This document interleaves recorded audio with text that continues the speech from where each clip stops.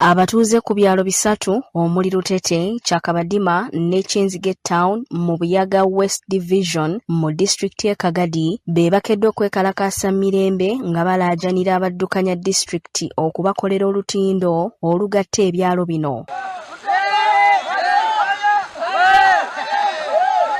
Mugogo gw'amazire gwa nanka baguyaho bateraho olutindo gwashanyuka kwa kuna amazire naza kugira ngo ndikuza kutemba ari gwa mugogo kirateganisa mununga urareba no kakadeno katamutwe kanobere ndakira nakagari ninga shapiki ndarabonda twara nkakinuye bitagwe shonga yaga mizi tobira turarabira hanuya mazima chobira cyatwangurira n'umugazi arayika mu igwariro amana cyagenda. Kino kiddiridde oluvannyuma lw'olutindo luno okugwamu ekire kikeesezza olwaleero era abatuuze bano nga bakulembeddwamu ssentebe waabwe bagamba nti olutindo luno lutuuse n'okulemesa abayizi okugenda ku masomero. Galimanano ekisaaru ekya Lutete Town Council ekigaita Lutete Town Council kyampamba hamwe na Kyenzige Town Council kurebe yifaaho mwa masagadi kikakorwaho enyuma takayizire mu gavumenti bekenjo yagwire yakitwara twashaba gavumenti ya Museveni uturiko eriko Museveni ari kwebembera na muno abaye na aremo baturwaneho zeni twarugogwe nitubona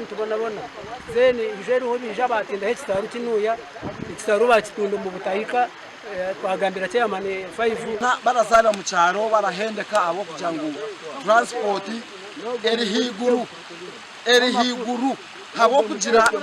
turetorora mpamba kuli majani. Abatuuze bano bagamba nti olutindo luno lukalubiriza ebyentambula byabwe nga kati emirimu gyabwe gyayonooneka dda, abaana tebakyayinza kugenda ku masomero so n'abakyala bakalubirizibwa mu ntambula nga bagenda mu malwaliro. Kahirima munyina abaana babiri omwana w'omugongo akashwekwa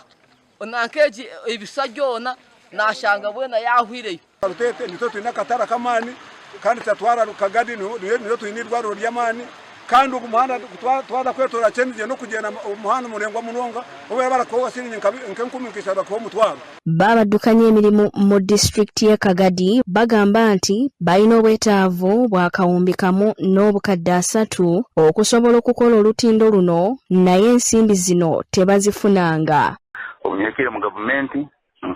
letaba ministry bajja bapima agamukwetaaga bilioni 1.13 pesa toza sente ezo kuluga Kampala nka twazifuna bati mwezi guno gutandika tugire banyana omuntu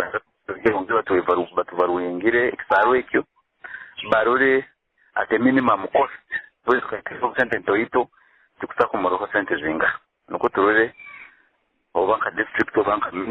tukusakola zona bwacha ba government mutuyambe abataka abeminyeto abakekuru abazehi tubinde mu kiwega